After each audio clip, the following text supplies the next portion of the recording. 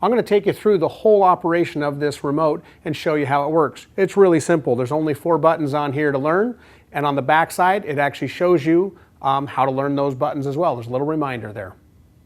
The GreenSmart remote is really simple. It has a power on button, it has a thermostat button that allows you to change between your modes of your thermostat, which is off, on, or smart mode.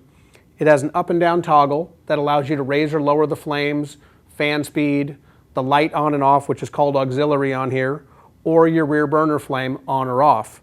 The mode button in the bottom allows you to choose between flame, fan, light, and rear burner. Let's take a closer look at how those buttons work. I'm going to show you how easy it is to operate any of the 4 buttons on the GreenSmart remote.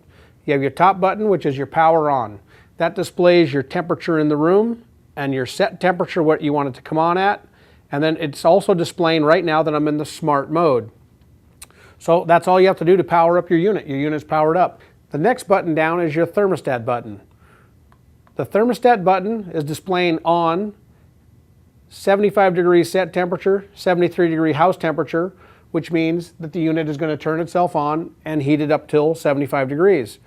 The next mode down is the smart mode. Smart mode means the flames are going to modulate up and down based on room temperature. The next mode is thermostat off mode. That means the fireplace is on manually and it'll stay on until you turn the power button off up at the top.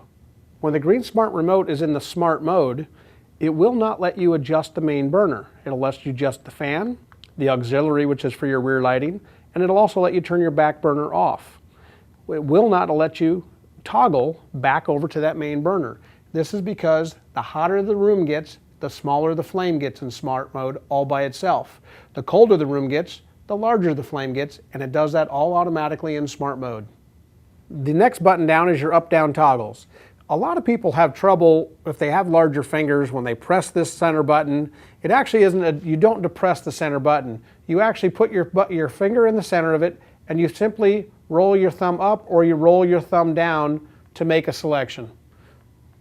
The mode button at the bottom is simply lets you toggle between your main burner, your fan, auxiliary, which is your lighting inside your fireplace, and your rear burner.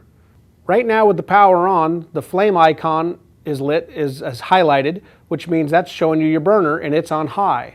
I can bring my burner down off of high manually if I don't want my burner up quite so high. I want a little bit lower flame, a little bit lower temperature.